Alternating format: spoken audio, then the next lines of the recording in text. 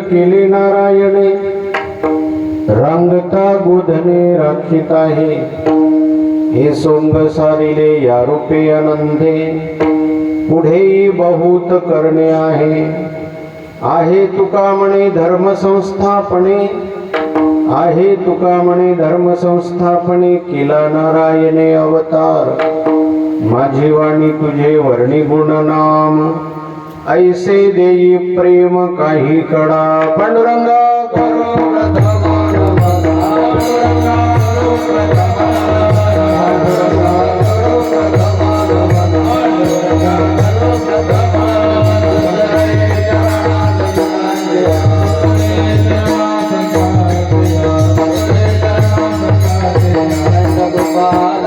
पांडुरंगा करो प्रथमान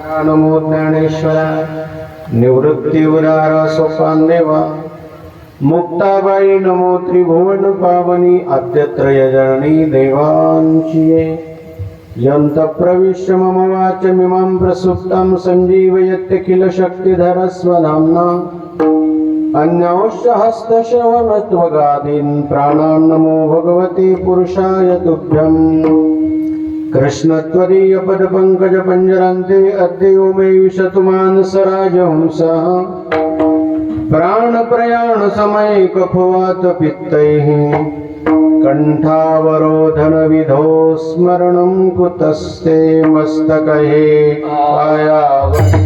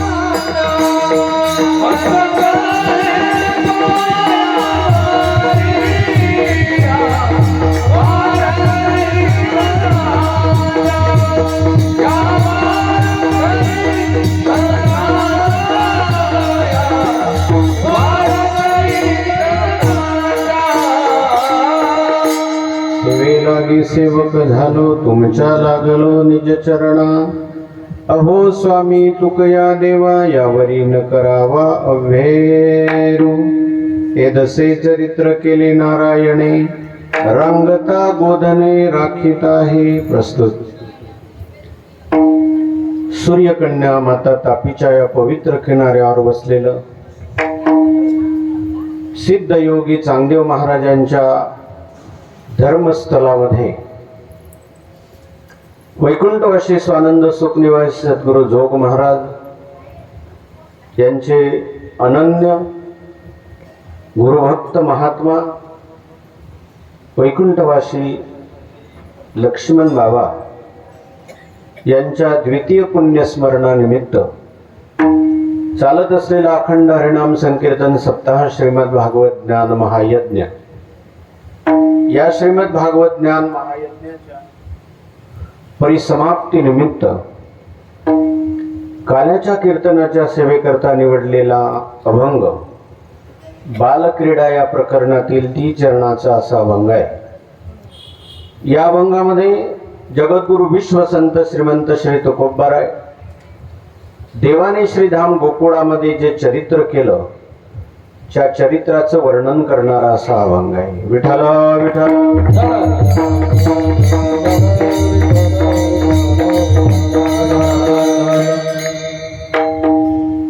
वैकुंठवासी स्वानंद सुखनिवासी बाबांचं हे द्वितीय पुण्यस्मरण आहे। पुण्यस्मरण त्यांचंच होऊ शकतं ज्यांच्या स्मरणाने तिथीला पुण्यता प्राप्त होते त्यांचंच पुण्यस्मरण. शरीर संबंधाचे 3 घटना पडतात, 3 अवस्था येतात. एक आहे श्राद्ध, एक आहे जयंती आणि एक आहे पुण्यतिथी किंवा पुण्यस्मरण. ज्यांचा जन्म सामान्य आहे, ज्यांचं कर्म सामान्य आहे त्यांचं श्राद्ध. ज्यांचा जन्मही दिव्य आहे आणि ज्यांचं कर्मही दिव्य आहे त्यांची जयंती. आणि ज्यांचं कर्म दिव्य आहे, ज्यांच्यामुळे तिथीला पुण्य प्राप्त होतं त्यांची पुण्यतिथी. विठ्ठल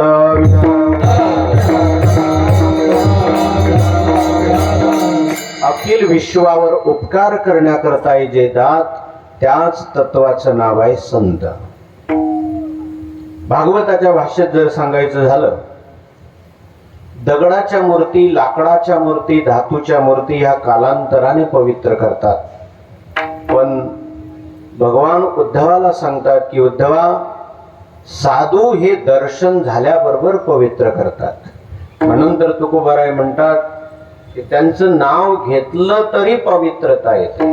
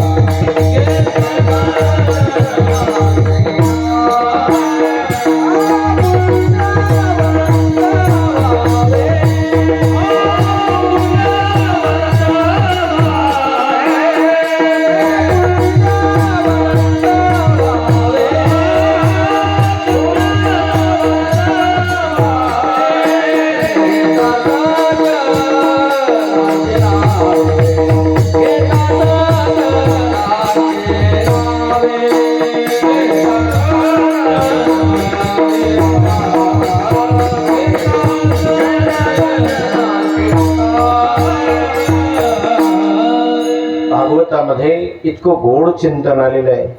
नय्यम मयानि तीर्थाईन देवा मृच्छिला मयाः ते पुनरंत्युरु कालेन दर्शनादेव साधवाः. लाकडाच्या मूर्ती, धातूच्या मूर्ती ह्या कालांतराने पवित्र करतात, साधू दर्शन झाल्याबरोबर पवित्र करतात. महात्म्यामध्ये 2 प्रकार आहेत. आता आपल्याजवळ वेळ नाही आहे जास्त. महात्म्यामध्ये 2 प्रकार आहे. एक आहे गुरुभक्त महात्मा आणि एक आहे हरिभक्त महात्मा. तसं साधूच्या बाबतीत चिंतन करताना अजान सिद्ध साधू आणि साधन सिद्ध साधू हे 2 प्रकार आलेले आहे.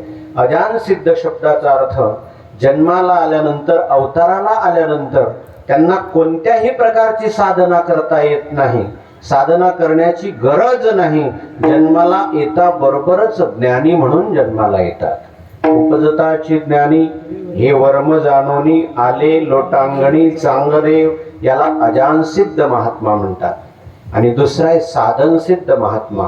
साधन सिद्ध महात्मा देखील अजान सिद्धच आहे, परंतु जगाला वळण लागण्याकरता त्यांनी जीवनामध्ये साधना केली आणि साधना करून सिद्ध दशेला पोहोचले. त्या महात्म्याचं नाव आहे साधन सिद्ध महात्मा. विठ्ठल विठ्ठल.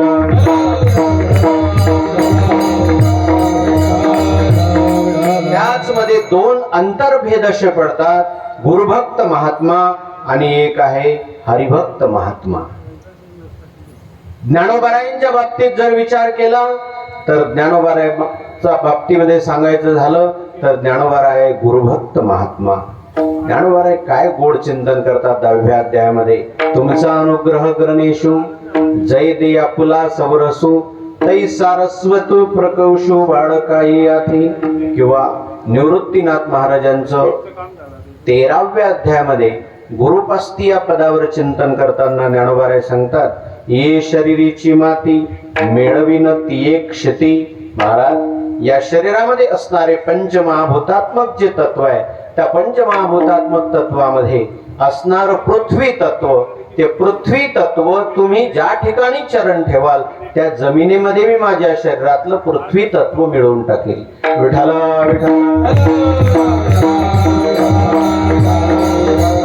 ज्ञानेश्वरीमध्ये जेवढं देवाचं वर्णन करणाऱ्या ओव्या आहे ना, त्यापेक्षा किंबहुना जास्त ओव्या संतांचं आणि गुरुचं वर्णन करणाऱ्या ओव्या आहे. ज्ञानोबाराय एकंदरीत जर विचार केला तर ज्ञानोबाराय गुरुभक्त महात्मा दिसतात. याचा अर्थ ज्ञानोबाराय हरिभक्त महात्मा नाही असं नाही, तर ज्ञानोबारायांच्या जीवनात हरिभक्तीही दिसते. ज्ञानोबाराय सांगतात, देवाजवळ प्रार्थना करतात, देवा माझ्या अंतकरणातली एक आवड आहे की मी पंढरपूरला जाईल. जय जय जय आवडे माझे जय आवडे माझे जय आवडे माझे जय आवडे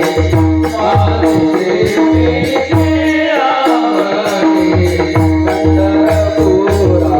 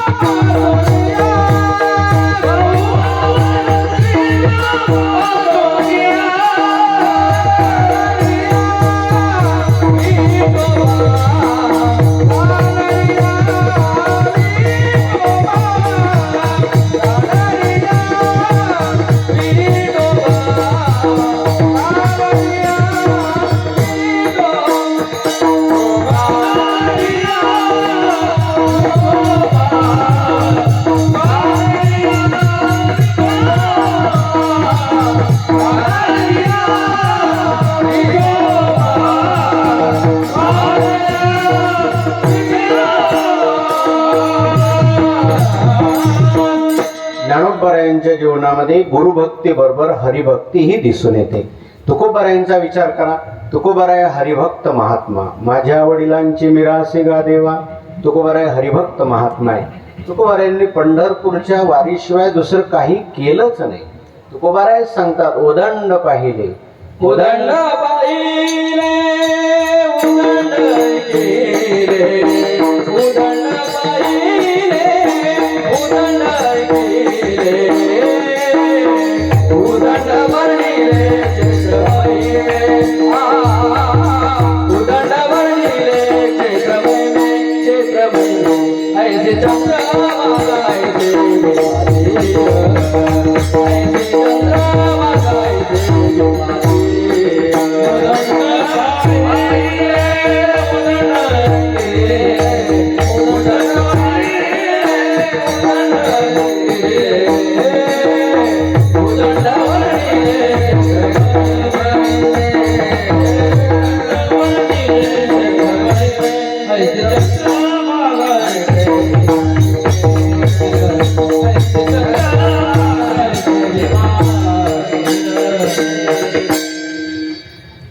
तुकोबाराय हरिभक्त महात्मा आहे. याचा अर्थ तुकोबाराय गुरुभक्त महात्मा नाही असं नाही.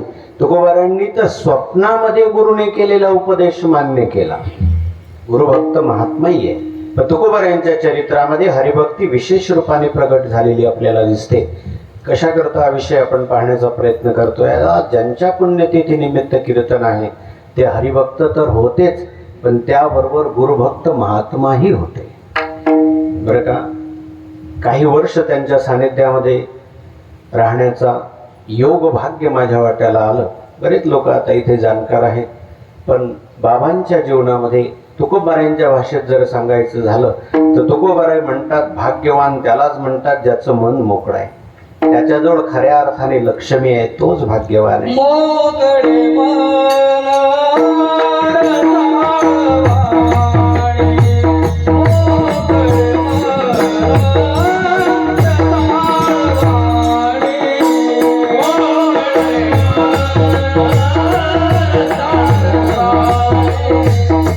रसाळवाणी, मोकळे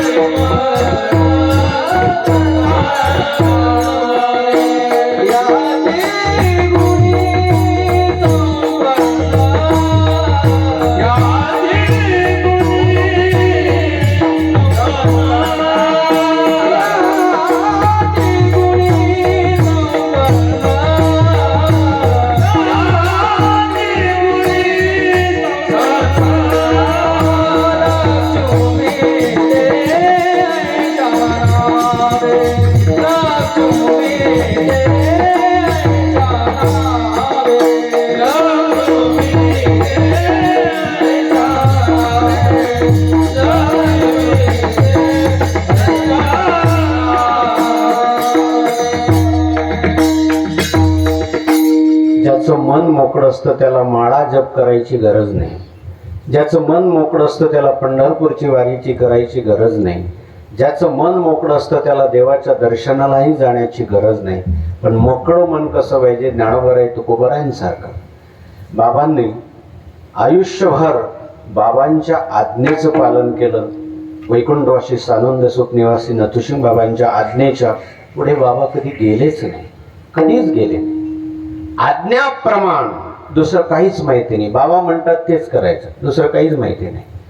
त्रतायुगामध्ये लक्ष्मण होऊन गेले, जे रामप्रभूच्या आज्ञेच्या पुढे गेलेच नाही.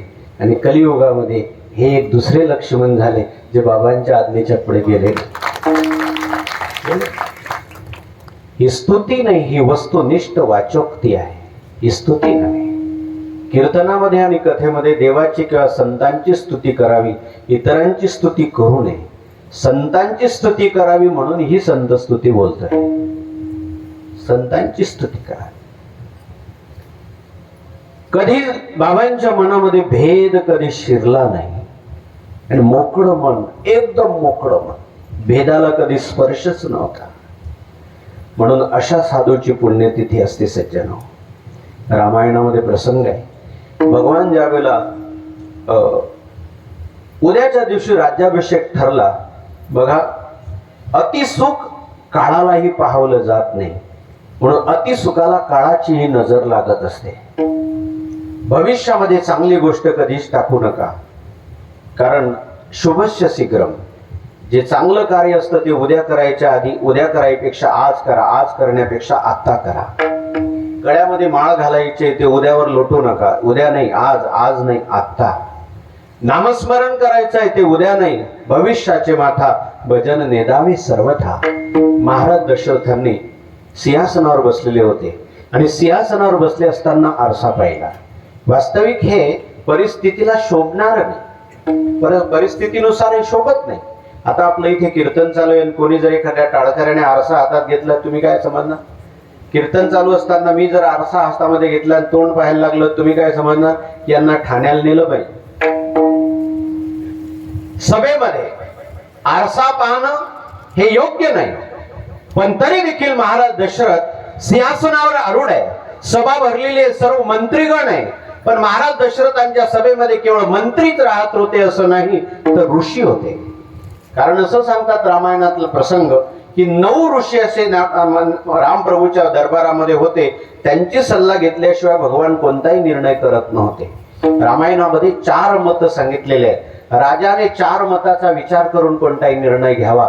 एक आहे राजमत, एक आहे लोकमत, एक आहे वेदमत आणि एक आहे संतमत आणि 5वं जर पाडायचं झालं तर स्वमत. या 5 मताचा विचार करूनच कोणताही निर्णय घ्यावा. म्हणून रामप्रभू कोणताही निर्णय घेत असताना 9 ऋषींना विचारल्याशिवाय रामप्रभू निर्णय घेत नव्हते. गुरूंनी आज्ञा दिल्यानंतर निर्णय घ्यायचा. एक तत्व सांगेल तुम्हाला, आपल्या गुरूंनी सांगितल्यानंतर डोळे बंद करून माणसाने ती गोष्ट मान्य करून घ्यावी. कारण रामायणामध्ये एक वाक्य आहे, साधू के कारण न होय हानी. साधूमध्ये कुणाचीच हानी होत नाही. आणि ज्या साधूमुळे आपली हानी होत असेल, समजून जा डोळे बंद करून की तो साधू नाही. विठाला विठाला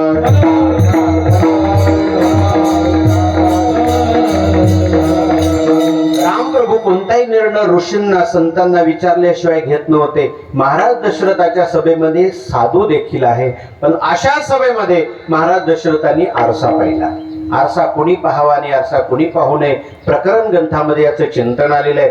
एका ठिकाणी चिंतन करताना काही ऋषींनी असं चिंतन केलेलं आहे की मर्यादेपेक्षा जास्त आरसा संन्याशाने आणि ब्रह्मचार्याने पाहू नये.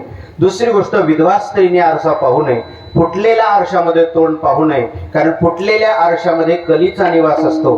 फुटलेल्या भांड्यामध्ये कलीचा निवास असतो, म्हणून फुटलेल्या आरशामध्ये शक्यतोवर माणसाने तोंड पाहू नये. एका ठिकाणी असा एक श्लोक आलेला आहे, यतये कांचनम दत्वा तांबूलम ब्रह्मचारी भीही. गृहस्थी माणसाने लक्षात ठेवा, ब्रह्मचारी महात्म्याला कधीच पान देऊ नका, कारण ब्रह्मचारी महात्म्याला जर कोणी पान दिलं त्यांचं बिघडत नाही, पण देणाराचं अकल्याण झाल्याशिवाय राहत नाही. म्हणून ब्रह्मचार्याला कोणी पान देऊ नका. आणि संन्यासाचे 4 प्रकार आहेत, कुटीचक, बहुदक, हंस आणि परमहंस. हे 4 प्रकार संन्यासामध्ये सांगितलेले आहेत. त्या 4 प्रकारापैकी परमहंस नावाचा जो संन्यासी आहे, परमहंस संन्यासी कुणाला म्हणतात की ज्याच्या झोडीमध्ये लवंग जर सापडली तर लवंग सापडल्यानंतर त्या संन्याशाला संन्याशाच्या विधीनुसार त्याचं अंत्यविधी करता येत नाही. संन्यासाचं वर्णन करताना असं सांगितलेलं आहे, संन्याशी मरण पावल्यानंतर हरणाचं शिंग घ्यायचं, हरणाच्या शिंगाने त्याच्या टाळूवर इथे मारायचं, टाळूवर मारल्यानंतर ते टाळू फुटल्यानंतर नदीमध्ये ते प्रेत असं ठेवायचं, आणि प्रेत नदीमध्ये ठेवल्यानंतर त्यावरून वाहणारं जे पाणी आहे, जे तीर्थ आहे, जल आहे, ते जल वाहत असताना त्या महात्म्याचं टाळूमधून निघालेलं रक्त मिश्रित जे जल आहे, त्या जलामध्ये जर आपण स्नान केला तर आपल्याला पर्वकाळात स्नान केल्याचं पुण्य लागतं. तो संन्यासी कसा पाहिजे की ज्यांच्या जोडीमध्ये लवंग देखील सापडायला नको आहे, असा संन्यासी पाहिजे. गुरुवर्य चंद्रशेखर महाराजांचं ऐकलेलं चिंतन आहे बरं का. त्यांच्या गाथा याच्यामध्ये ऐक असताना बरं का नरो, बाबांच्या कृपेमुळे बोधे बाबांच्या सानिध्यामध्ये आयुष्य गेलं, काही दिवस गेले, आणि बाबांच्याच कृपेमुळे चातुर्मासामध्ये चंद्रशेखर महाराजांसारख्या साधूचं श्रवण झालं. विठाला विठाला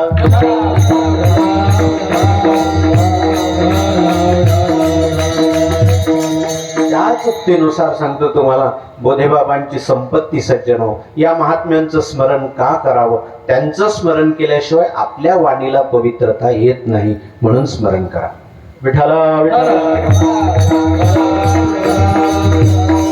म्हणून वानावे ऐकावे तेची सदा, तेची सदा. चकार सांगितलाय ज्ञानोबारायांनी. बाबांची संपत्ती सांगतो तुम्हाला, खाकी कपड्याची एक पिशवी तुम्ही पाहिली असेल, खाकी कपड्याची एक पिशवी, त्याच्यामध्ये 2 शर्ट, 1 टोपी आणि 2 धोतर आणि 1 उपरण, एवढीच संपत्ती. आणि ज्ञानोबरायांची छोटीशी मुद्रिका होती, फक्त 1 मुद्रिका ज्ञानोबरायांची पूजा करण्याकरता. यांनी पूजा का करावी? पूजा करायची काय गरज आहे? पूजा शब्दाची व्याख्या सांगतो तुम्हाला, आपल्या अंतकरणात असणारी श्रद्धा व्यक्त करण्याकरता जी क्रिया केली जाते त्या क्रियेचं नाव आहे पूजा. विठाला विठाला. महात्म्यांच्या बाबतीत जर विचार केला तो करी ते तुली पूजा, ते जे करतील ती पूजा होईल. ते रस्त्याने चालले तरी पूजा आहे, ते बसले तरी पूजा आहे, त्यांनी पाहिलं तरी पूजा आहे. एका महात्म्याचं चिंतन आहे, साधू त्यांच्या बरोबर 7 पावलं जरी चालले तर साधू संगती गेल्याचं आपल्याला पुण्य लागतं. एखाद्या साधूने एखाद्याचा जर अंगीकार केला तर त्याच्या विलासी जीवनाचा अंत होऊन जातो. विठाला विठाला.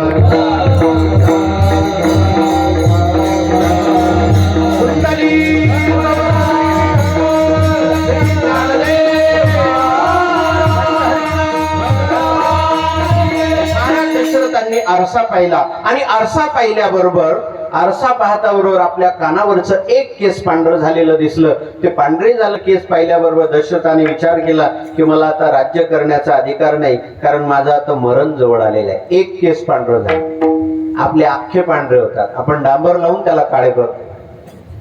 1 केस पांढरं झालं. मला सांगा, काळे केल्यानंतर वय वाढतं का? ते जे कमी झाले ते कमी होणारच आहे.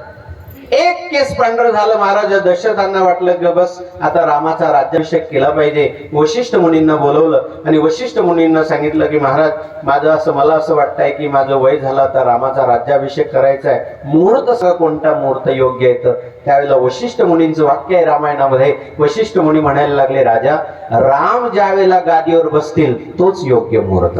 त्याला मुहूर्त पाहायची गरज नाही. आणि लोक म्हणतात 22 जानेवारीला मुहूर्त पाहिला नाही. विठाल विठाल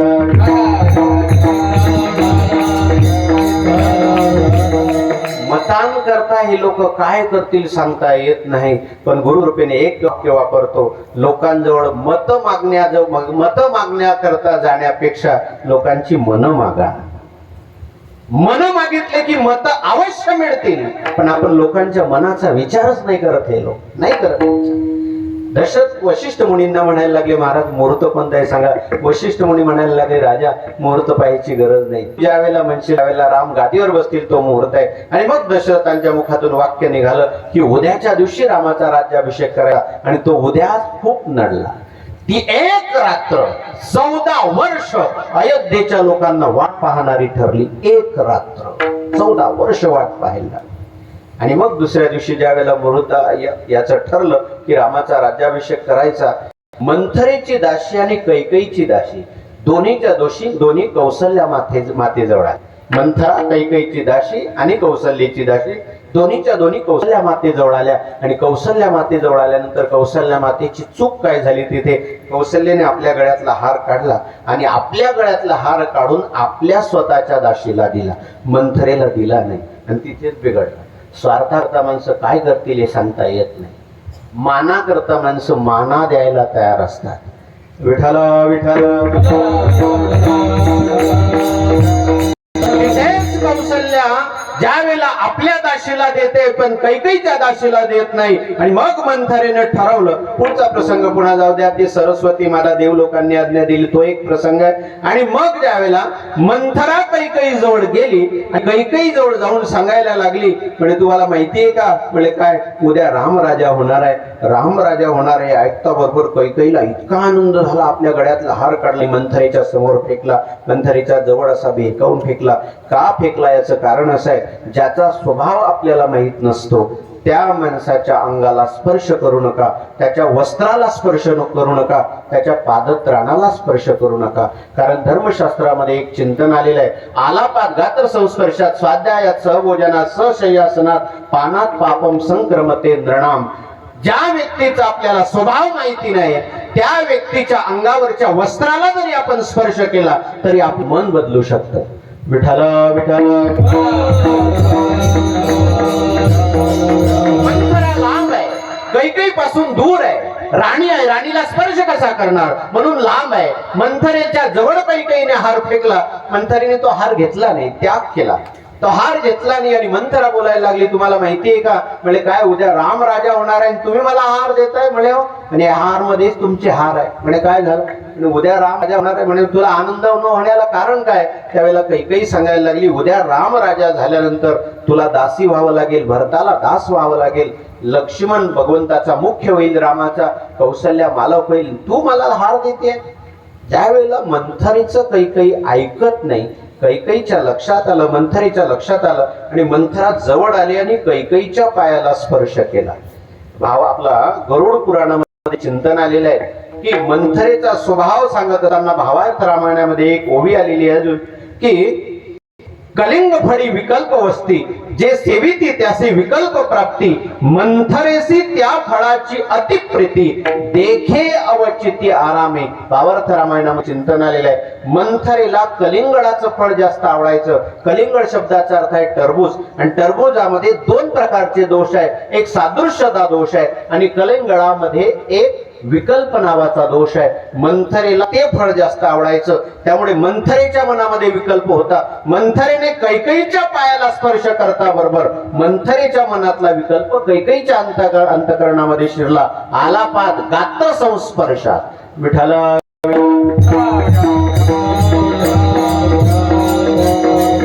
मग कैकेयीने रामप्रभूला वनवास देण्याचं ठरवलं. सुमंत ज्यावेळेला आला, सुमंताला सांगितलं की रे राजा दशरथ रात्रभर रामराम करता, जरा रामप्रभूला बोलवणार.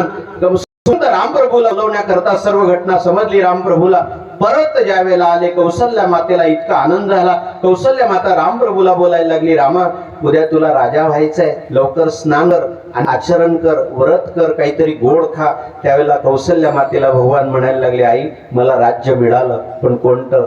पिता नमोही कानन राजू, मला वडिलांनी जंगलाचं राज्य दिलेलं आहे. त्यावेळेला कैकेयीने विचार केला. कैकेयी म्हणायला लागली, रामा जर समजा केवळ तुझ्या पिताची आज्ञा असेल तरी तू वनात जाऊ शकणार नाही, कारण आईचा अधिकार जास्त आहे. म्हणून जर तुझ्या आईची देखील आज्ञा असेल तर मग तू वनात जा. मग त्यावेळेला भगवंताने सांगितलं आईचीही आज्ञा. भगवान वनात जाण्याकरता निघाले. लक्ष्मणाला माहिती पडलं आणि लक्ष्मणाला माहिती पडल्याबरोबर लक्ष्मणाने हट्ट धरला. भगवान म्हणायला लागले, लक्ष्मणा जा, माता सुमित्रेची आज्ञा घेऊन ये. लक्ष्मण सुमित्रेकडे येतात. सुमित्रा तिला सांगतात की आई प्रभू वनात जात आहेत, मी तुझी आज्ञा घ्यायला आलो. त्यावेळेला लक्ष्मणावर सुमित्रा रागावली. लक्ष्मणाला सुमित्रा म्हणाली, लक्ष्मणा अरे राम आणि जानकी तुझे माता पिता आहेत आणि ते माता पिता असताना तू मला विचारायला का आलास? पहिली चूक झाली, तुझी चूक झाली. तुला सांगते, अरे जिथे राम आहे तिथे अयोध्या आहे, जिथे राम नाही तिथे अयोध्या नाही, तू निघून जा. आणि मग त्यावेळेला लक्ष्मण तिथून निघाले. निघाल्यानंतर असं सांगतात की मध्येच उर्मिलेचा महाल होता. उर्मिलेच्या महालाजवळून जात असताना उर्मिला अयोध्येच्या राज्याभिषेकाचं चित्र काढत होते. चित्र काढण्यामध्ये खूप तरबेज उर्मिला होती. अयोध्येचा राज्याभिषेक कसा होईल त्याचं चित्र उर्मिला रेखाटत होती. लक्ष्मण जाता जाता पत्नीला भेटायला नाही गेले. जाता जाता उर्मिलेचा महाल बाजूला आहे म्हणून फक्त आवाज दिला की उर्मिला मी निघालो वनामध्ये, रामप्रभू वनात जातायत, मी वनात निघालो. हा शब्द ऐकता बरोबर आपल्या पतीचा आवाज ऐकता बरोबर उर्मिला एकदा फिरली आणि फिरल्यामुळे हातातली शाईची दौत त्या चित्रावर सांडली गेली.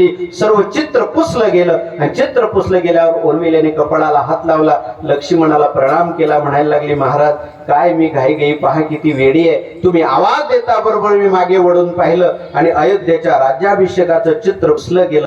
लक्ष्मण म्हणायला लागले, उर्मिला चित्र खऱ्या अर्थाने पुसलंच गेलंय. राम वनात जात आहे आणि वनात जात आहे ही बातमी ऐकता बरोबर मीही वनात जातोय लक्ष्मणाने सांगितलं.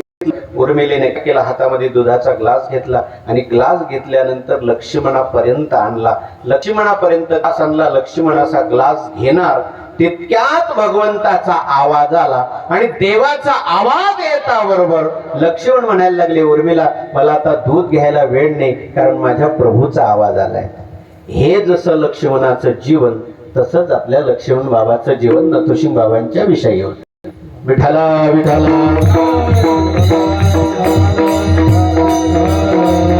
बाबांनी आज्ञा दिल्यानंतर किंतु परंतुचा प्रश्नच नाही.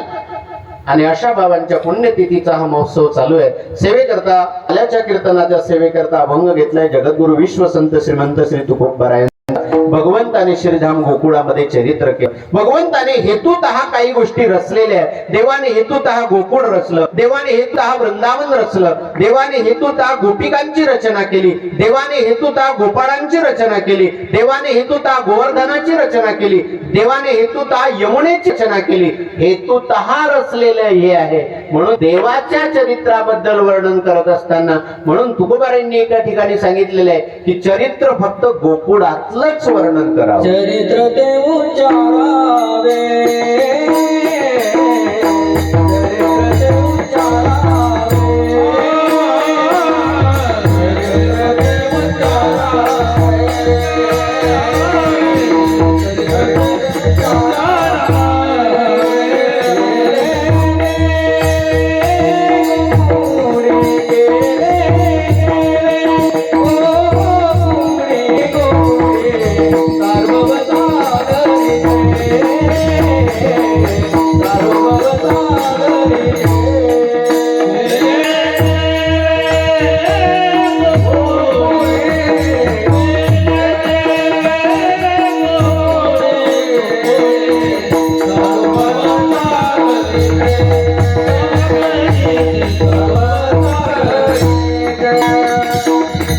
उज्ज्वल नीलमणी ग्रंथामध्ये चरित्राचे दोन भाग आहेत. एक आहे अनुभव चरित्र आणि एक आहे लीला चरित्र.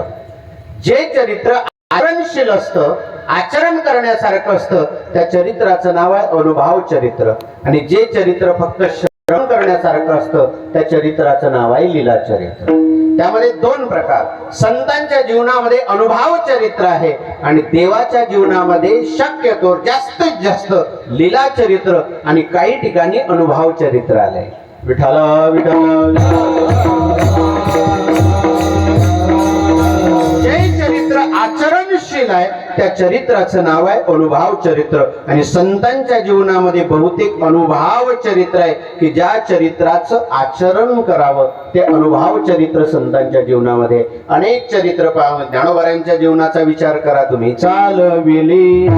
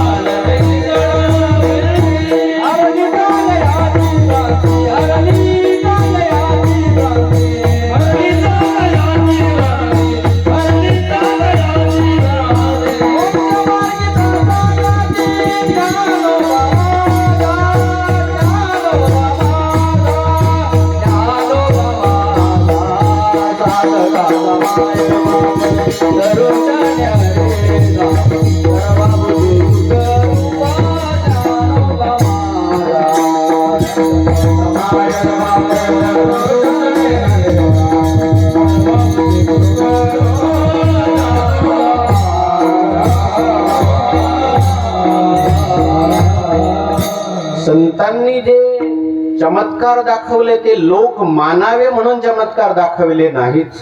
ज्ञानोबारायांनी भिंत चालावी लोक मानावे म्हणून नाही, तर ज्ञानोबाराय चांगदेवांसारख्या सिद्ध योग्याला झालेला अहंकार दूर करण्याकरता ज्ञानोबारायांनी भिंत चालवली. ज्ञानोबारायांना काय नमस्कार करावं लोक म्हणून ती भिंत चालवली. साधूचं दर्शन हाच सर्वात मोठा चमत्कार आहे. विठ्ठल विठ्ठल.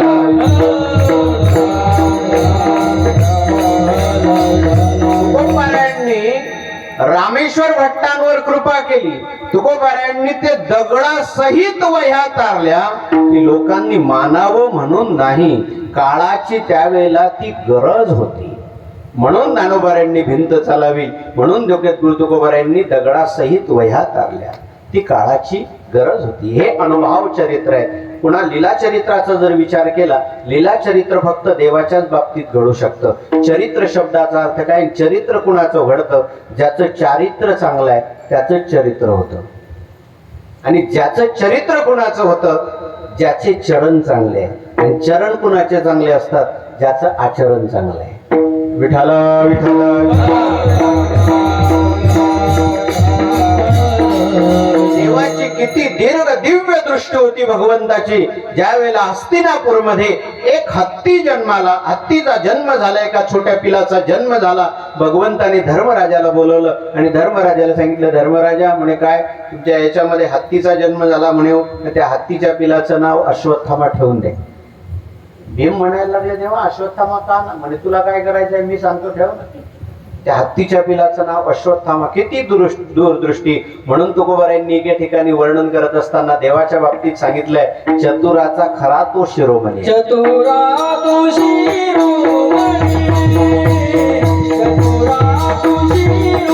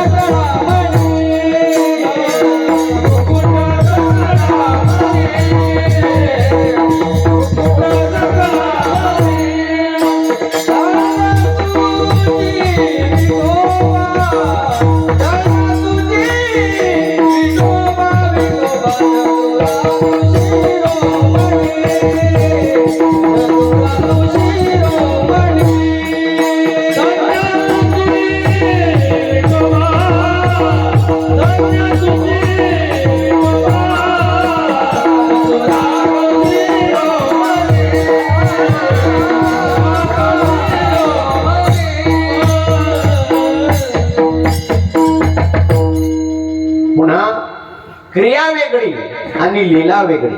ज्याच्यामध्ये आसक्तीचा आणि स्वार्थाचा संबंध असतो त्याला क्रिया म्हणतात, आणि ज्याच्यामध्ये आसक्तीचा आणि स्वार्थाचा संबंध नसतो त्याला लीला म्हणतात. दिवाळीच्या सणामध्ये लहान मुली असं घरं तयार करतात, विटांचे घरं तयार करतात. लहान मुली आता नाही राहिलं, ते पूर्वीचा काल होता. आता सर्वच समज, आता सारवलेले घरच राहिले नाही. आता पूर्वी सारवलेले घरं राहायचे, ते विटांचे घरं तयार करायचे लहान मुली, आणि त्या आपल्या आपल्या घरामध्ये बसायच्या. भांडे मातीचेच, स्वयंपाकही तसाच. ते म्हणले, काका तू आज काय करते? म्हणे खिचडी करते. तिथे त्याला विचारे, काका तू काय करते? म्हणे वांग्याची भाजी आणि वरणपोळी करते. त्यांची मोठी गंमत असते ते लहान मुलांची. दिवाळीच्या सणामध्ये केलेले घर तयार त्यांनीच तयार केले, पण दिवाळीचा सण संपला की लात मारून ते घर मोडून टाकतात. त्याच्यामध्ये आसक्तीच ठेवत नाही. तुमचं आमचं पहा, घराला रंग दिला आणि एखादा जर नवीन कोणी आला आणि नुसता टेकून बसला, पुढे सारखं पुढे तेल लागेल तुमचं आमच्या भिंतीला. आपला आसक्तीचा आणि स्वार्थाचा संबंध आहे. आम्ही एकदा नागपूरला कथेला गेलो बरं का हो. 2-4 मजल्याचं घर होतं, कारण बहुतेक आमचा मुक्काम वरच्याच मजल्यावर राहतो. कारण बहुतेकांचा वरचा मजला रिकामा राहत होतो, म्हणून बहुतेक वरच्या मजल्यावर मुक्काम असतो. बहुतेक बाकीचा काही वेगळा नकार काढू बरं का. वरच्या मजल्यावर मुक्काम होता आणि 3-4 जिने चढून वर गेल्यानंतर उन्हाळा होता, गरम व्हायला लागला, म्हणून शर्ट काढलं. टांगायला पाहिलं तर खिळाच नाही. अलीकडच्या घरांमध्ये खिळे सापडत नाही, खुंट्या सापडत नाही, कारण घरातले लोक मोठे खुंट्यासारखे असतात, कधी वाकत नाही. खिळा सापडला नाही, खुंटी सापडली नाही, म्हणून चालू नवीन बांधलेला बंगला होता, तिथे असा खिळा पडलेला दिसला. हातोडी होती, तबला लावायची, ते हातोडी उचलली खेळावर, तिथे खिळा असा भिंतीला मारायला लागलो. खालच्या तड मजल्यामध्ये त्या घराचा मालक बसलेला होता. 3 अटॅक येऊन गेलेले होते. डॉक्टरने जिना अजिबात सोडायला सांगितलेला नव्हता. त्याने तो खिड्याचा टकटकचा आवाज एका बरोबर 3 जिने वर चढून आला आणि म्हणे, ओ बाबा काय करताय तुम्ही महाराज? म्हटलं काही नाही बा, शर्ट टांगायला खिळा मारतोय. तुम्ही तिथे खिळा मारताय, तो इथे लागतोय, इथे लागतोय. याला म्हणतात आसक्ती. एक उदाहरण गुरुवारांच्या मुखातून ऐकलेलं सांगतो. घर बांधा, पण घराला त्याच्यात बांधून घेऊ नका, घरामध्ये आपल्याला बांधून घेऊ नका. मोरारे बापूंचे काही वाक्य आहे. कथेत आपण बसतो, पण कथेला आपल्यात बसू देत नाही. कीर्तनात बसतो, पण कीर्तनाला आपल्यात कधीच बसू देत नाही, कधीच बसू देत नाही आपण. आसक्तीचा आणि स्वार्थाचा संबंध जिथे आला ती क्रिया आहे, आणि ज्या क्रियेमध्ये आसक्तीचा संबंध नाही, स्वार्थाचा संबंध नाही, ती झालेली क्रिया म्हणजे लीला असते. किती मोकळं असावं माणसाने जीवनामध्ये, कोणत्याही प्रकारची आसक्ती नसावी. साधूच्या जीवनात कोणतीच आसक्ती नसते. बाबा नेहमी सांगायचे बरं का, आमच्या नानाला वगैरे किंवा अण्णा आहे त्यांना माहिती असेल, सर्वांना बऱ्याच लोकांना ते वाक्य माहीत असेल बाबांचं, गुरुवर्य तुशिंग बाबांचं. बाबा नेहमी म्हणायचे, अरे माझी बेडिंग तयार आहे. त्याने बोलवलं की मी चाललो. मौत को भी मौत आएगी अगर मेरी मौत आएगी. स्वामी रामतीर्थ म्हणायचे, खंजर की क्या मजाल की जख्म कर सके तेरा ये ख्याल कि घायल हुआ है तू. स्वामी रामतीर्थांचे 2-3 वाक्य अजून प्रसिद्ध आहे. जिंदगी में गुस्ताखी करेंगे हम भी एक बार, जिंदगी में गुस्ताखी करेंगे हम भी एक बार, यार सब पैदल चलेंगे हम कंधे पे सवार. बाबांचं तसंच, माझी बिल्डिंग बांधून तयार आहे, त्याने बोलवलं की मी चाललो. आसक्तीचा संबंध नाही, स्वार्थाचा संबंध नाही, त्याद्वारा झालेली क्रिया म्हणजे लीला आहे. भगवंताचा आसक्तीचा ना संबंध नव्हता, स्वार्थाचा संबंध होता. सुवर्णाची द्वारका नगरी तयार केली, पण एका क्षणामध्ये देवाने समुद्राला सांगितलं बुडवून टाक म्हणून. आसक्तीचा संबंध नाही, स्वार्थाचा संबंध नाही, म्हणून त्या देवाने केलेली प्रत्येक क्रिया म्हणजे लीला ठरते. कोणकोणती लीला केली त्याचं वर्णन करत असताना जगद्गुरु तुकोबाराय अभंगाच्या पहिल्या चरणात सांगतात.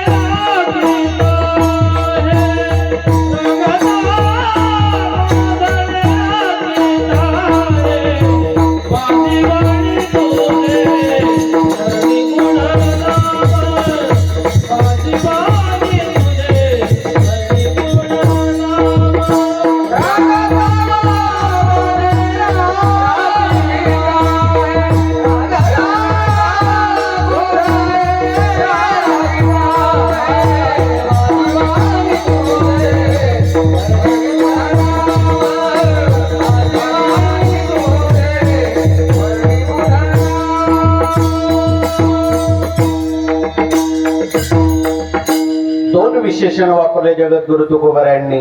भगवंताने चरित्र हे दशा, दशा शब्दाचा अर्थ आहे अवस्था.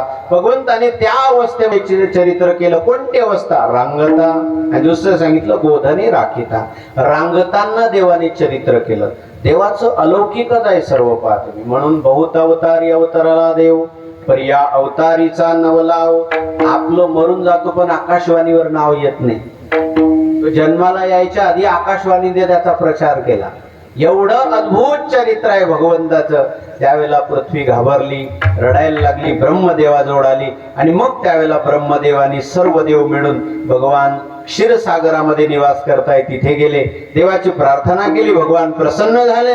आणि मग देवाने सांगितलं काळजी करू नका, मी अवतार घेईन. बघा, गीतेमध्ये अवताराची मीमांसा आलेली आहे, भागवतामध्ये अवताराची मीमांसा आलेली आहे, रामायणामध्ये अवताराची मीमांसा आलेली आहे आणि भागवताच्या 11 स्कंदामध्ये देखील अवताराची मीमांसा आलेली आहे. अवताराची मीमांसा करत असताना गीतेमध्ये खूप गोड चिंतन करताना अवताराची 2-3 कारण सांगितलेले आहे. यदा यदा हि धर्मस्य ग्लानिर्भवति भारत परित्राणाय साधूनां विनाशाय च दुष्कृताम. भगवान साधूंचं रक्षण करण्याकरता अवतार घेतात, धर्माची संस्थापना करण्याकरता अवतार घेतात. धर्म हा निर्गुण आहे, त्याला आकार नाही. धर्म हा गुण आहे आणि गुण हा गुणीच्या आश्रयावर राहतो. धर्म हा गुणीच्या आश्रयावर राहतो. त्या धर्माची संस्थापना करत्या करत्या भगवान अवतार घेतात. त्या धर्मामध्ये 2 प्रकार आहे, एक सामान्य धर्म, एक आहे विशेष धर्म. पुन्हा अजून 2 प्रकार आहे, एक आहे प्रवृत्ती लक्षण धर्म आणि एक आहे निवृत्ती लक्षण धर्म. पण आपल्याला आता सांगायला वेळ नाही तेवढा. एक आहे प्रवृत्ती लक्षण धर्म आणि एक आहे निवृत्ती लक्षण धर्म. धर्म संस्थापना करण्याकरता अवतार घेतात भगवान. एकाने प्रश्न विचारला, अहो देवाला जागेवर बसून नाही करता येत का धर्माचं रक्षण? भगवंताला जागेवर बसूनही धर्माचं रक्षण करता येतं. पण भगवान इथे येण्याचे अजून 2 कारण भक्तिशास्त्रामध्ये आलेले आहे. आपल्या भक्तांना आनंद देण्याकरता भगवान येतात, पहिलं कारण. आणि दुसरं कारण, भगवान इथे आल्यानंतर भगवंताला आपल्या स्वतःचं सुख कसं आहे ते पाहता येतं, म्हणून भगवान अवताराला येतात. विठाला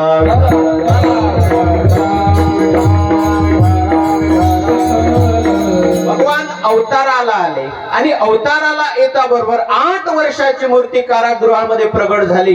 कारागृह म्हणजे एक संसार आहे. प्रत्येक जीव हा संसारूपी कारागृहामध्ये येतो आणि संसारूपी कारागृहामध्ये आल्यानंतर त्याच्यातून जर बाहेर निघायचं असेल तर साधूच्या आश्रयाशिवाय निघता येत नाही. म्हणून वसुदेवाच्या सहकार्याने भगवान कारागृहातून बाहेर गेले. कारागृहामध्ये अवताराला आले. वसुदेव म्हणायला लागले, देवा तुम्हाला तर मुलगा होऊन यायला सांगितलं, तो तुम्ही बाप होऊन आला. अहो 8 वर्षाचा कुठे मुलगा असतो का? लहान व्हा ना. भगवान लहान झाले आणि लहान झाल्यानंतर देवाने युक्ती सांगितली. आपल्या बापाला, आईला ऐकू दिलं नाही. बापाच्या कानात सांगितलं, हळू सांगितलं. आईला का ऐकू दिलं नाही? देवाचा देखील सख्या मायेवर विश्वास नाही. बाया कधीच आपली गोष्ट पोटात राखू शकत नाही. धर्मराजाचा श्राप आहे, न तू गुप्तम धारयते. पुन्हा ते महाभारतातलं प्रकरण आहे, लांब जाईल, वेळ जाईल आपला. भगवंताने धर्मराजाने स्त्री जातीला श्राप दिलेला आहे. म्हणून महाभारतामध्ये स्त्रियांचे 3 विचार आलेले आहेत. महाभारतामध्ये सेयम सिधुमयी सुधामयी वा हलहलवयी वा द्रव्याम निपेत मात्रा मदयती मोदयती मूर्छयती. 3 अवस्था महाभारतामध्ये आलेल्या आहेत. असो, भगवंताने वसुदेवाला सांगितलं, आईला समजू दिलं नाही. वसुदेवाला काय सांगितलं? बाबा मला इथे ठेवू नका. म्हणले मग गोकुळाला मदने गोकुळा, गोकुळाला मदने गोकुळाला, गोकुळाला मदने गोकुळाला, गोकुळाला मदने गोकुळाला.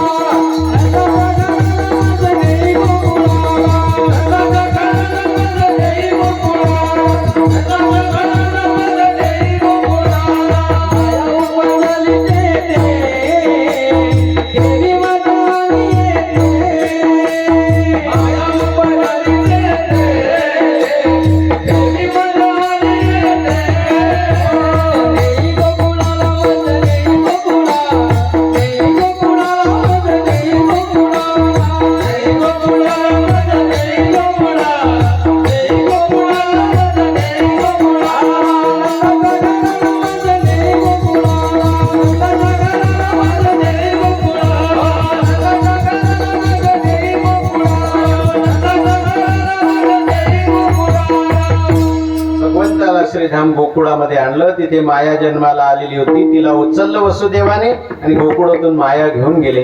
बघा, एखादा महात्मा एखाद्या अनन्य शिष्याची माया निवृत्त करू शकतो, पण वसुदेव असे महात्मा आहे की सर्व गोकुळाची आपला मथुरेमध्ये गोकुळातली माया घेऊन गेले.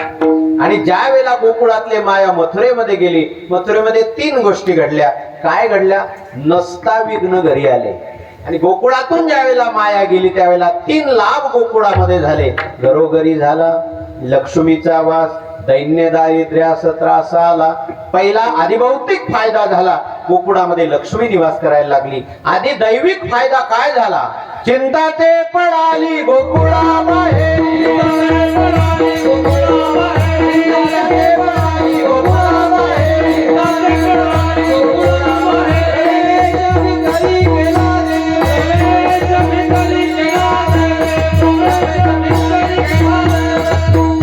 दैविक फायदा झाला. आणि आध्यात्मिक फायदा गोकुळातल्या लोकांचा झाला काय? त्यांना कोणत्याही प्रकारची साधना करायची गरज पडली नाही. त्यांना ऑटोमॅटिक ब्रह्मज्ञान झालं. गोकुळीच्या झाले ब्रह्मज्ञान. केलिया वाचून जप तप, म्हणून त्यांचा एक नियम मधला, भगवंताला पाहिल्याशिवाय कोणतीच क्रिया करत नव्हते. भगवान ज्या वेळेला अवताराला आले 7 दिवसाचे असताना पुतनेला मारलं. पुतना म्हणजे अविद्या आहे, अविद्येला मारलं. बरं, मारलं की कोणत्या दिवशी? चतुर्दशीच्या दिवशी. 7 दिवसाचे, त्या 7 दिवसाचं वय, आणि पुतनेला मारलं, अविद्येचा नाश केला. आणून रांगताना काय काय केलं भगवंताने, त्याचं वर्णन करताना, रांगत रंगणी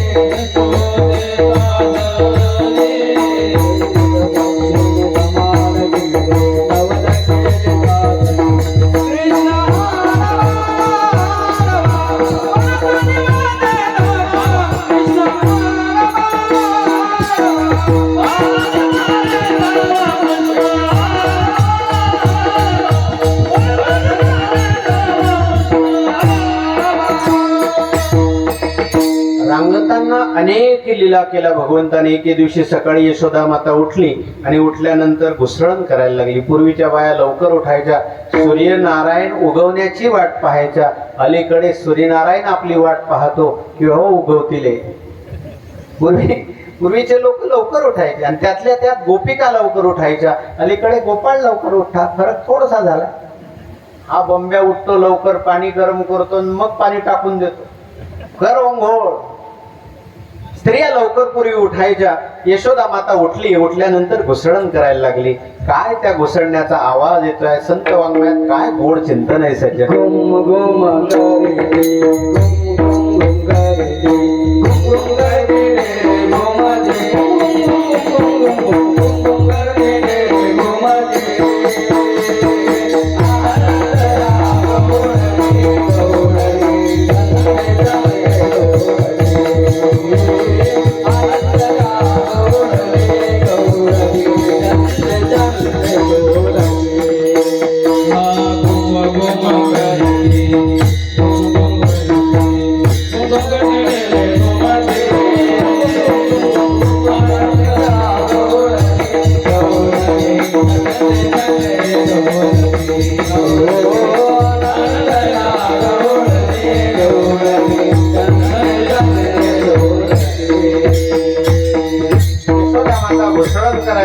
घुसळण करता करता भगवान तिथे आले. आईचा पदर धरला, म्हणायला लागले, मला भूक लागली, 10:30 वाजून गेले. अरे तू नाश्ता नव्हता का केला? भूक लागली, लवकर खायला दे. यशोदा म्हणायला लागली, बघ अजून घुसळण करू दे, लोणी वर येऊ दे, मग तुला ताजं लोणी खायला देते. भगवान म्हणायला लागले, ते मला माहिती नाही, आत्ताच्या आत्ता मला खायला दे. पदर धरून घेतला, रवी धरून घेतली. त्यावेळेला यशोदेने लालाला उचललं, आतमध्ये मागच्या घरामध्ये ठेवून दिलं, दरवाजा ओढून घेतला. भगवंताने काय केलं, तिथे आतल्या मागच्या घरामध्ये उखड पडलेलं, त्या उखडावर उभे राहिले. घरामध्ये जे लोणी होतं ते लोणी घेतलं, माकडाला वाटायला सुरुवात केली. खिडकीमधून माकडांना लोणी वाटलं. माकडांना का वाटलं? वानरांनाच काय वाटलं की देवाने विचार केला, नर माझ्या प्रसादाचे अधिकारीच नाही, म्हणून वानरांना वाटलं, वानरांना लोणी वाटलं. बरं का वाटलं लोणी वानरांना? राम अवतारामध्ये यांनी माझ्यावर किती उपकार केले, कोणत्याही प्रकारची अपेक्षा केली नाही, कोणतीही अपेक्षा केली नाही. राम अवतारामध्ये ज्ञानोबा खूप 11व्या अध्यायामध्ये काय चिंतन करतात, राणीची अपाले खाईरा नेवाने करविजे लंकेश्वरा. वानरांनी काम केलं पण मोबदला काहीच घेतला नाही. आज मोबदल्याशिवाय आम्ही काहीच करत, त्यांनी मोबदलाच घेतला नाही. हो, कीर्तन लांब राहिलं महाराज, रामकृष्ण हरी म्हणत नाही मोबदला घेतल्याशिवाय. कीर्तन तर लय राम राहिलं. देवाने विचार केला की यांनी माझ्याकडून काहीच घेतलं नाही, काहीच नाही घेतलं, मग यांना काहीतरी दिलं पाहिजे. म्हणून भगवंताने द्वापार युगामध्ये, त्रतायुगामध्ये मी यांना काही देऊ शकलो नाही, म्हणून द्वापार युगामध्ये त्याची फेड करण्याकरता भगवंताने त्या वानरांना लोणी वाटलं. ते लोणी वाटलं, मडके फोडून टाकले, ते पाणी बाहेर आलं, ताक आलं, दही दूध आलं बाहेर. यशोदेने विचार केला, दरवाजा उघडला, पाहता तर भगवान लोणी वाटतायत. लगेच यशोदेने काय केलं, लालाला पकडण्याकरता बांधण्याकरता धावली, दोरी घेतली, बांधण्याकरता धावली. भगवान काही सापडत नाही, जोरात भगवान हे करतायत, भगवान सापडतच नाही. त्यावेळेला यशोदा थकली, भगवंताने मागे पाहिलं, आपली आई थकली म्हणून थांबले. यशोदेने काय केलं, भगवंताला बांधलं दोराला, आणि एक पंधा जो होता तो उखडाला बांधला. कारण एखादा अन्याय करतो, त्या अन्याय करणाऱ्याला जो मदत करतो तोही तेवढा दोषी आहे, म्हणून भगवंतालाही त्या उखडासोबत भगवंताला बांधलं. यशोदा काम करण्याकरता निघून गेली. याला दामोदर बंधन लीला म्हणतात. देवाला बांधल्यानंतर भगवान रांगत रांगत रांगत बाहेर आले, आणि बाहेर बघा महामहोपाध्याय म्हणून एक महात्मा होऊन गेले पंढरपूरमध्ये. जास्तीत 50 वर्षापूर्वीची गोष्ट आहे. त्यांची पंढरपूरला कथा होती. जिथे आज आपला जो दर्शन मंडप आहे, त्या दर्शन मंडपाच्या जागेवर त्यांची कथा चालू होती.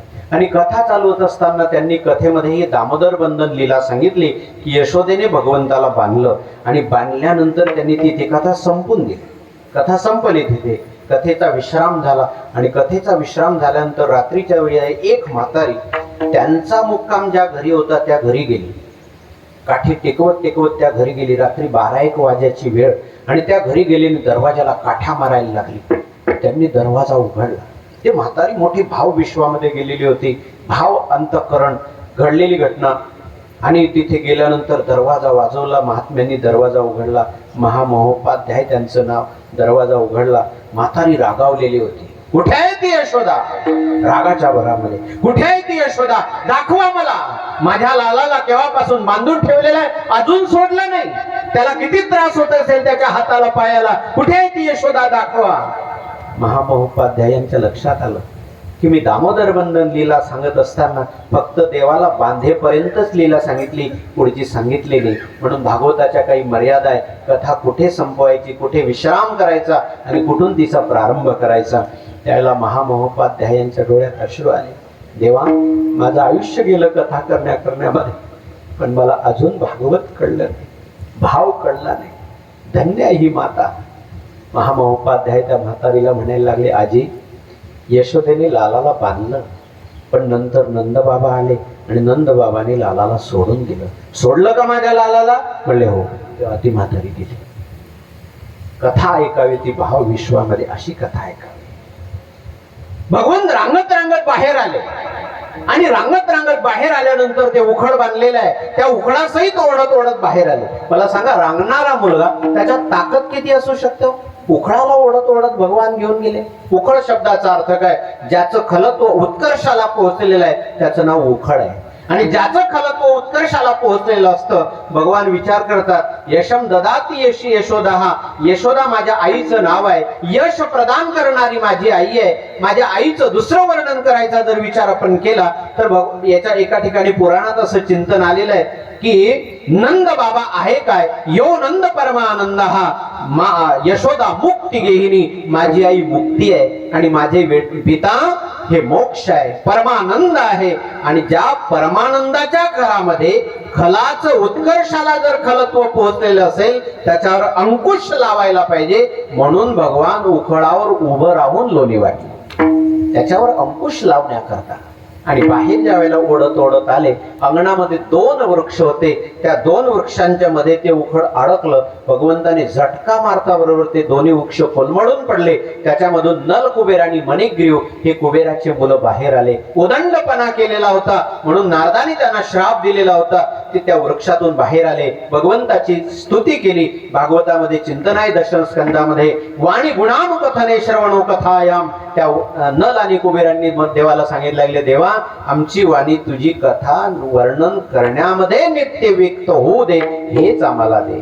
त्यांचा उद्धार केला. रांगतानाही केलं, रांगत असताना हे केलं. एदसे चरित्र केले नारायणे रांगता आणि गाय राखताना अजून चरित्र केलं. आपली वेळ संपलेली आहे, पण पहिली शंका सांगतो आणि त्याची निरसन करून सेवेला पूर्ण विराम देतो. तुकोबारायांनी अभंगाच्या पहिल्या चरणामध्ये नारायण शब्द उच्चारला आणि शेवटच्या चरणामध्ये देखील नारायण शब्द उच्चारला. वास्तविक एक प्रश्न तुम्हाला विचारतो, चरित्र नारायणाने केलं का कृष्णाने केलं? नाराज आहे का तुम्ही? मला माहिती आहे भुका लागल्या.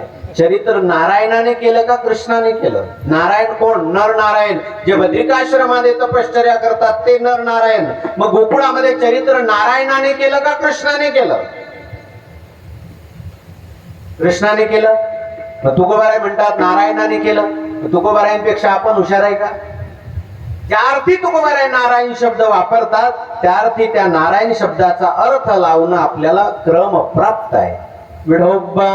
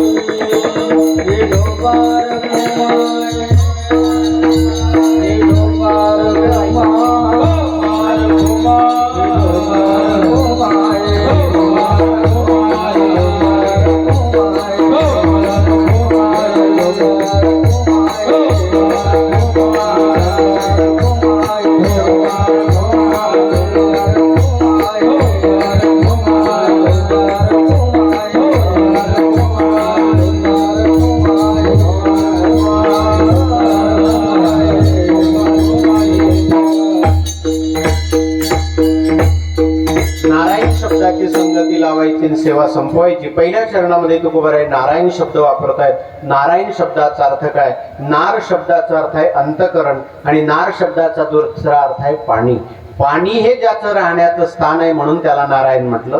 आणि नार शब्दाचा अर्थ आहे अंतकरण. अंतकरण हे ज्याचं राहण्याचं स्थान आहे म्हणून त्याला नारायण म्हटलं. भगवान अंतकरणामध्ये राहतात. तैसा हृदयामध्ये मी रामू असता सर्व सुखाचा आरामू का भ्रांतासी कामो विषयावरी म्हणून त्याला नारायण म्हटलं. दुसरी गोष्ट, जगद्गुरु तुकोबाराय अभंगाच्या शेवटच्या चरणामध्ये सांगतात की त्याला धर्म संस्थापना करायची आहे. म्हणून आहे तुका म्हणे धर्म संस्थापने, आहे तुका म्हणे धर्म संस्थापने, आहे तुका म्हणे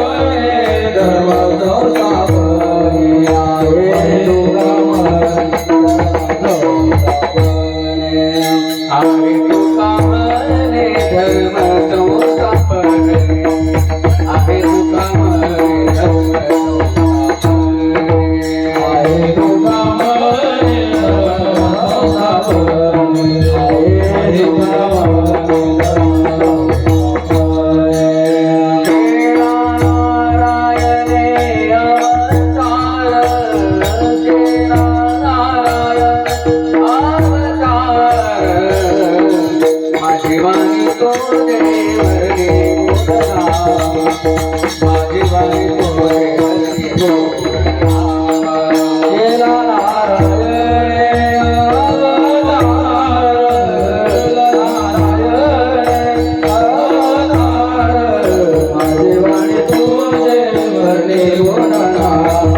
Dewa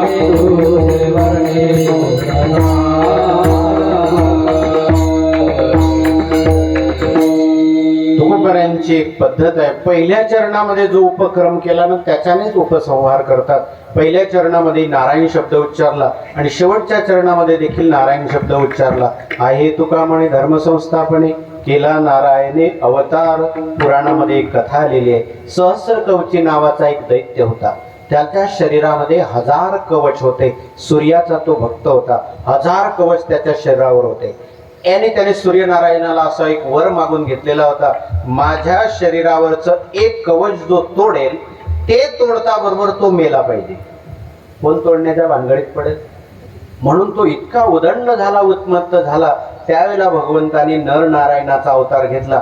हिमालयामध्ये बद्रिकाश्रम मध्ये तपश्चर्या करायला लागले. आणि व्हायचं काय, नारायणाने युद्ध त्याच्याशी करायचं आणि त्याच्याशी युद्ध केल्यानंतर त्याचं एक कवच तोडायचं. एक कवच तोडल्यानंतर नारायण मूर्छित पडायचे. त्यावेळेला नर आपल्या तपश्चर्येने त्याला जिवंत करायचे आणि जिवंत केल्यानंतर पुन्हा दुसरं कवच तोडण्याकरता नर युद्ध करायचे.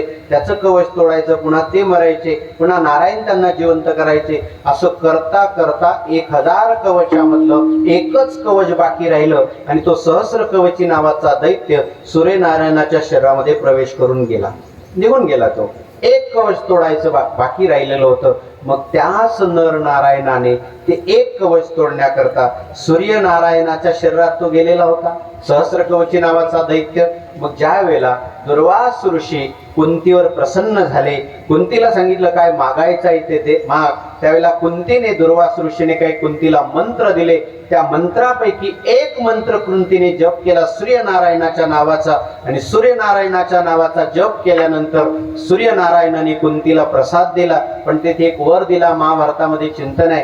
कुंतीला सांगितलं तुझं कौमारत्व याच्याने भंग होणार नाही, तू काळजी करू नको, तुला मी एक मुलगा देतो.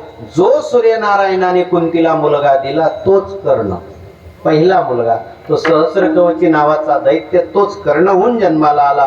आणि ज्या वेळेला तो कर्ण युद्धामध्ये भगवंताने अर्जुनाच्या द्वारा त्याला मारलं, त्याचे पूर्ण केला नारायणे अवतार.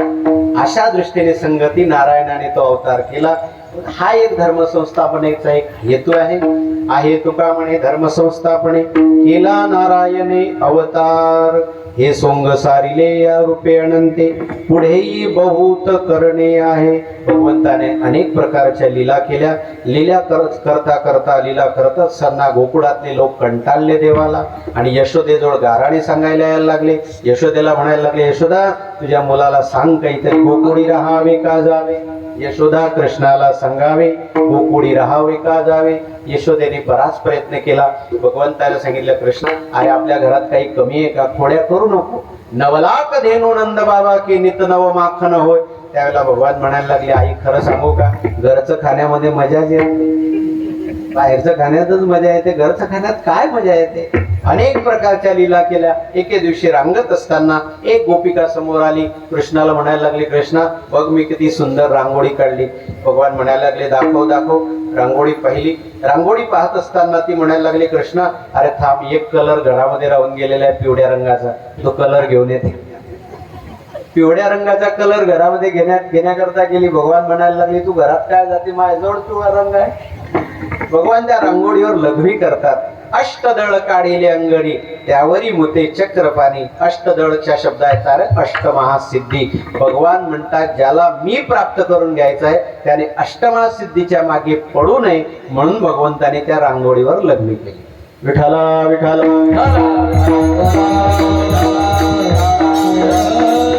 गोपिका गाराणं सांगायला यायच्या, पण यशोदेला खरंच वाटत नव्हतं. यशोदा म्हणायला लागली, माझा मुलगा असा नाहीच. श्रीरंग माझा वेडागे, याला नाही दुसरा जोडागे. तुम्ही याची संगत सोडागे, गोकुळ जाणारी. तुम्ही लपवून याची घोटी गे, लागता गे याचे पाठी गे. ही एवढीच रीत खोटी गे, गोकुळ जाणारी. तुम्ही लपवून याचा भवरा गे, आळ घेता शारंग धरा गे. तुम्ही 12 घरच्या 12 गे, गोकुळच्या नारी. माझा मुलगा आहे 5 वर्षाचे माझे बाळगे, अंगणात खेळ खेळे गे. काल टिकाच घेता आडगे, गोकुळच्या नारी. यशोदेला खरंच वाटत नव्हतं. शेवटी देवाने असं ठरवलं की आता घरात खोडी केली पाहिजे. मग यशोदेने काय केलं, गणपतीला नवस केला. गणपतीला सांगितलं, गणपती बापा माझा मुलगा जर भड्या करणार नाही ना तर तुला 108 मोदकाचा नैवेद्य देईल. आणि मग यशोदे भगवंताने 1 महिना खोडीच नाही केली, 1 मास देव एक खोडी नाही केली. त्या देवाने विचार केला गणपतीलाही भाव दिला पाहिजे थोडाफार.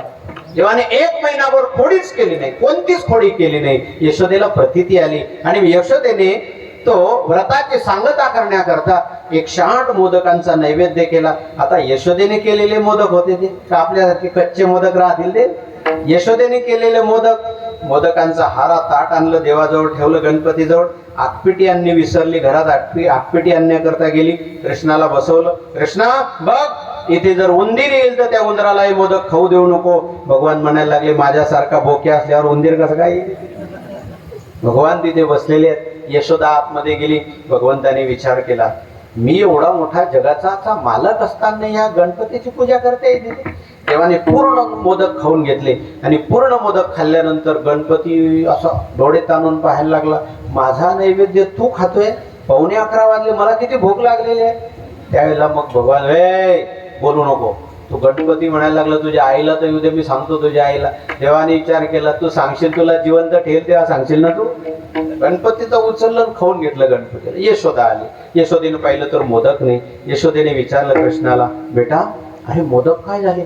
भगवान म्हणायला लागले आई अगं काय सांगू तुला, एक भला मोठा पोटाचा बाबा आला आणि त्याने सर्व खाऊन घेतले मोदक माझ्या समोर. मी बोललो त्याला तर माझ्यावर रागावला.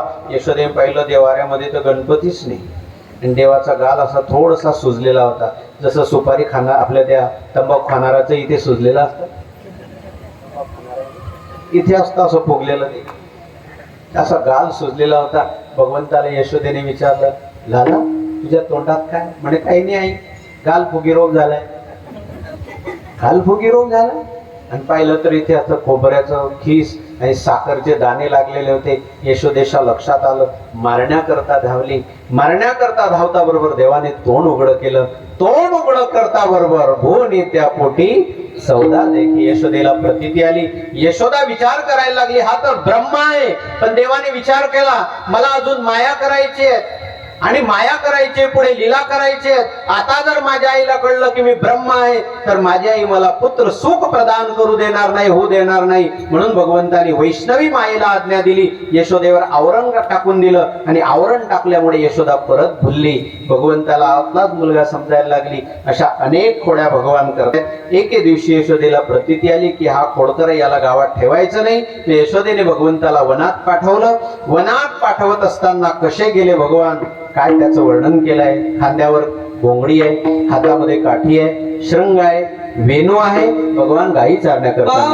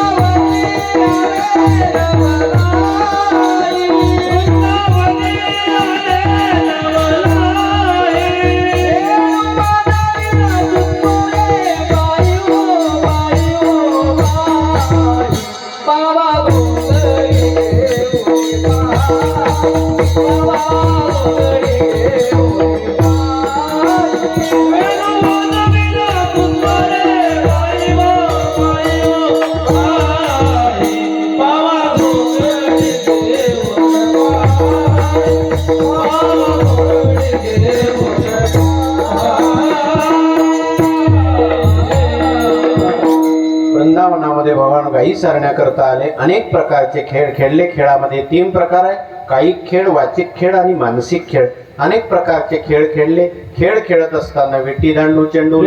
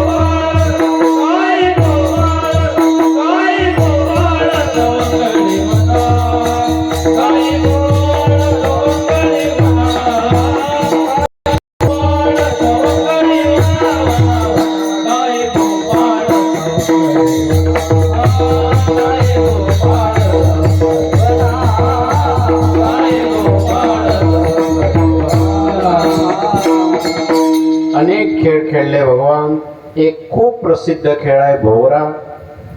खेळ भोवरा, खेळ भोवरा, खेळ भोवरा, खेळ भोवरा, या या राणी भोवरा.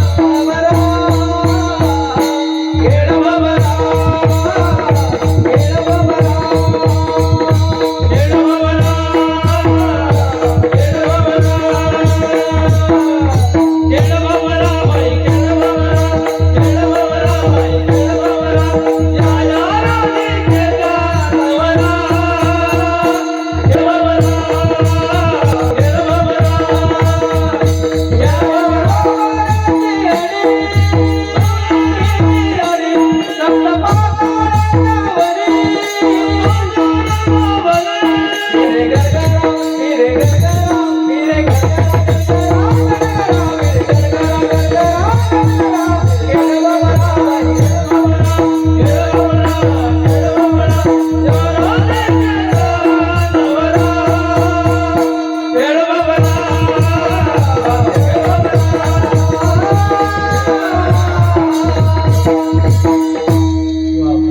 खेळ खेळले. खेळता खेळता गोपाळ थकले. देवाला म्हणायला लागले, देवा भरपूर वेळ झाली, भुका लागले, थकवा आलाय, खांदी भार पोटी भूक, काय खेळायाचे सुख. भगवान म्हटले, बळ काही हरकत नाही. मग देवाने सांगितलं, त्या गायी वडवून आणा. गायी लांब गेले, त्या वडवून आणा. चला वडू गाई, बैसू जेवू एके ठाई. आणि शब्द काय, बैसू बसून जेवण करू येऊ बरं, बैसू जेवू एके ठाई. भगवंतानी चला गायी वडवून आणा. तुकोबारायांसारखा महात्मा ते देवता म्हणायला लागले, देवा बाकीच्या गायी आम्ही सहज हाकलू शकतो, पण ही मन रूपी गाय काही हाकलता येत नाही.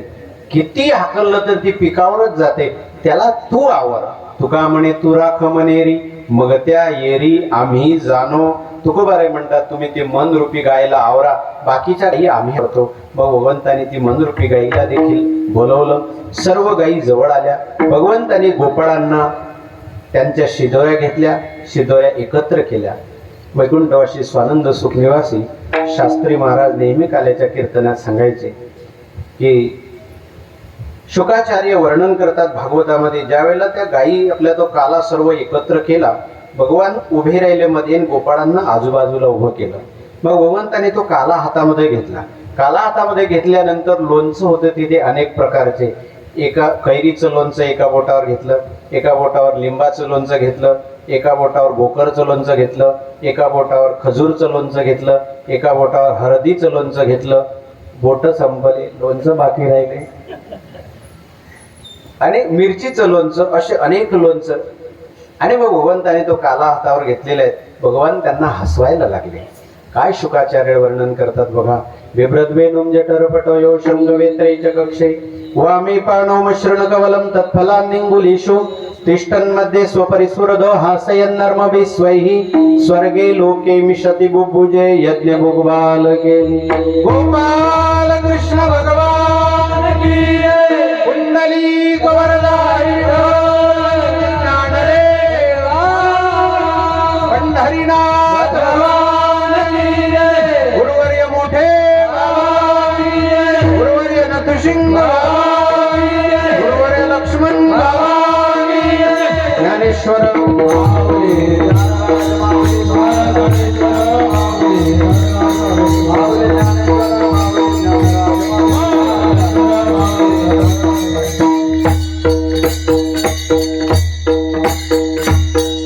काला शब्दाचा अर्थ आहे जीव ब्रह्म ऐक्य ज्ञान. रसो वैसा, जीव आणि ब्रह्म यांचं ऐक्य म्हणजेच काला आहे. एक विशेषत्व सांगेल तुम्हाला. इतर राज्यांमध्ये खूप मोठमोठे पंक्ती होतात, पण त्याचं नाव भंडारा असतो. फक्त महाराष्ट्रच एक वैभवशील राज्य असं आहे की आपल्या महाराष्ट्रामध्ये भंडारा नाही, काला आहे. जीव आणि ब्रह्म ऐक्य यांचं नाव काला आहे. रसो वैसा. तर हा काला फक्त महाराष्ट्रामध्येच संतांच्या कृपेने झाला.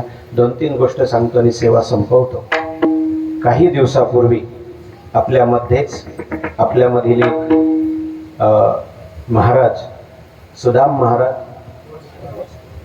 महाराज बोरशे खोकराळेकर यांचं काही दिवसापूर्वी देहावसान झालं. भगवान त्यांच्या आत्मस्वरूपाला भगवान त्यांच्या आत्म्याला आपल्या स्वरूपामध्ये जागा देईल यामध्ये शंकाच नाही. अनन्य भावनेने त्यांनी भगवंताची सेवा केली, वारी केली. भगवान त्यांना आपल्या स्वरूपामध्ये जागा देव ही पांडुरंगाच्या चरणी प्रार्थना करतो आणि शब्द सुमनांनी त्यांना श्रद्धांजली समर्पित करतो. पुंडलिक वरदा विठ्ठल श्री ज्ञानदेव पंढरीनाथ भगवान की जय.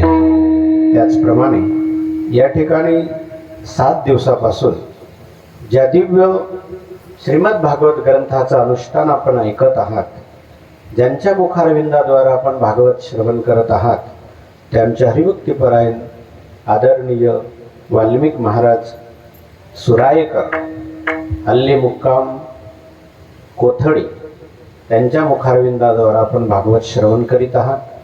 आम्ही तर काही मागू शकत नाही, कारण मागण्याकरता सेवा लागते. आमची काही सेवा नाही. पण भगवंताला एकच प्रार्थना करेल, भगवान वारकरी संप्रदायामध्ये जन्माला आलेले जेवढी साधक असतील त्यांना उदंड आयुष्य देवो आणि त्यांच्याकडून परमार्थ करून घ्यावो, हीच माझ्या पांडुरंगाच्या चरणी प्रार्थना करतो. गळ्यामध्ये पवित्र तुळशीची माळ घाला, एकादशीचं व्रत करा, साधू संतांविषयी अंतकरणामध्ये श्रद्धा ठेवा. सर्वात मोठा अभाव जर कोणता झाला असेल तर साधूविषयी आपल्या अंतकरणामध्ये अश्रद्धा निर्माण व्हायला लागली. सज्जनो, काही लोक म्हणतात जगामध्ये साधूच राहिले नाही. 2-3 वाक्य सांगतो बरं का भाऊ, गुरुकृपेने. असं गाव नाही की त्या गावामध्ये साधू नाही, असं घर नाही की त्या घरामध्ये साधू नाही, असा देश नाही त्या देशामध्ये साधू नाही, असं राज्य नाही की त्या राज्यामध्ये साधू नाही. फक्त आपल्याला त्यांना पाहण्याची नजर नाही. भागवतात एक श्लोक आलेला आहे, परस्वभाव कर्माणि न प्रशंसेन गर्हेत विश्वमेकात्मकं पश्यन् प्रकृत्या पुरुषेन च. भागवतामध्ये शुकाचार्य सांगतात की राजा, अरे दुसऱ्याच्या स्वभावाची स्तुती करू नका आणि दुसऱ्याच्या स्वभावाची निंदाही करू नका. कारण निंदा आणि स्तुती जर एखाद्याच्या स्वभावाची जर आपण केली तर तुलनात्मक रीतीने चिंतन होतं. आणि स्वामी श्री अखंडानंदांचं वाक्य आहे, किसी की किसी से तुलना करना ये महापाप है. कुणाची कुणाबद्दल तुलना करणं हे पाप आहे. कारण प्रत्येक व्यक्ती हा ज्याच्या त्याच्या जागेवर श्रेष्ठच असतो. म्हणून मुरारी बापूंचं एक वाक्य आहे, मोहब्बत की आंखों से देखोगे तो दुनिया में कोई कचरा नहीं है. या मंडपामध्ये झाडू मारणारा देखील मोक्षाचा अधिकारी आहे आणि या मंडपामध्ये भागवत सांगणारा देखील मोक्षाचा अधिकारी आहे. म्हणून तुम्ही याला जा, आपलं अमृतसरला गेल्यानंतर ज्या दरवाज्यात आपण चपला काढतो त्या दरवाज्यात त्याला पुन्हा जाता येत नाही. पण आपल्या चपला जिथून निघतो तिथे आलेल्या असतात आणि नुसत्या आलेल्या नसतात, त्या पुसलेल्या असतात. मोठमोठ्या गाडीमध्ये की ज्या गाडीचं नावही मला घेता येणार नाही, अशा मोठमोठ्या AC गाड्यांमध्ये येऊन लोक चपलांची सेवा करतात. आपलं एक दुर्दैव आहे सज्जन हो, एक भंगावर चिंतन करता आलं की आपल्याला पानं उचलण्याची लाज वाटते, आपल्याला झाडू मारण्याची लाज वाटते. हरिपाठ झाला नुसता की आपल्याला असं वाटतं, बस आता तुका म्हणे आता उरलं उपकारा पुरता, असं वाटायला लागतं. एका महात्म्याचं पुन्हा वाक्य सांगतो आणि सेवा संपवतो. ज्या वेळेला लोक आपल्या पाया पडायला लागतात त्यावेळेला आपला हरिपाठ देखील बंद होऊन जातो. हे दुर्दैव आहे. म्हणून या संतांच्या चरणावर एकच प्रार्थना करतो की देवा, तृणादपि शुनीचेन तरोरपि सहिष्णेना माननेना मानदेन कीर्तनेयस्य हरिम सदा. स्वतःला तृणापेक्षाही कमी समजण्याची आणि आमच्या अवस्था निर्माण कर, हीच ज्ञानोबा यांच्या चरणी प्रार्थना करून सेवेला पूर्ण विराम देतो. विठ्ठल जय जय विठ्ठल.